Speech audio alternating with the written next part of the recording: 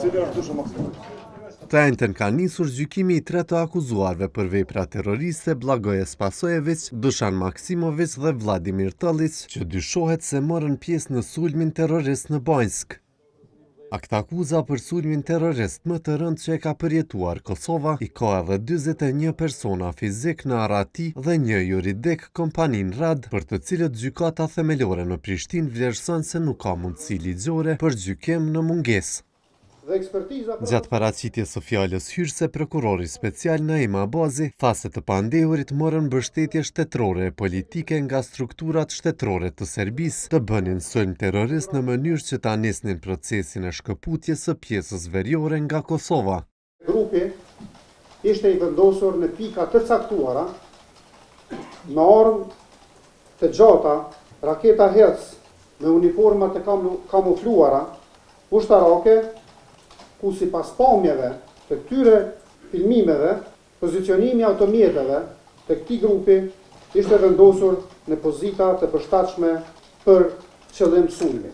Prokurori Abazi paraqiti materiale të shumta në ekran dhe deklaroi se fajësia e të pandehurve do të vërtetohet pa më dyshje gjatë gjykimit.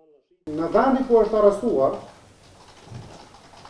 janë gjetur mjete ushtarake, armë të tij, dhe gjithashtu nga dokumenti i nxjerrë nga pajisjet elektronike,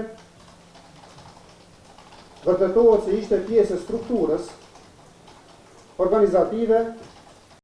Policët e plagosur shprehën pikëllim që humbën kolegun e tyre gjatë sulmit terrorist e avokatët e tyre kërkuan dënim me burgim të përjetshëm për të pandehurit, tek theksuan se sulmi terrorist ishte kundër të gjithë shtetit të Kosovës. Gjëve të se prapë shrej keqare jo dhe ndihem shumë i vëruar me humbjen e kolegu po. Një keqare që sot me mungon heroi i Kosovës, që par dje me 15 e ka pasur edhe ditëlindjen. Kushtetuta jo në shkel me armë, kërkoj që dënohen me burgim të përjetshëm. Ky burgim është minimumi që i takon gruas dhe fëmijëve të Afrin Bujakut. Ndërsa avokatët e të pandehurve thanë se akt akuza ka mangësi edhe pse ajo është konfirmuar nga apeli. Sipas tyre, akt akuza nuk i paraqet konkretisht veprimet e secilit të pandehur e as ndërlidhjen e saktë të veprimeve të tyre me vrasjen e rreshterit Afrin Bunjaku. S'ka asnjë provë që lidh të pandehurin Vladimir Tëllić me vrasjen e Afrin Bunjakut.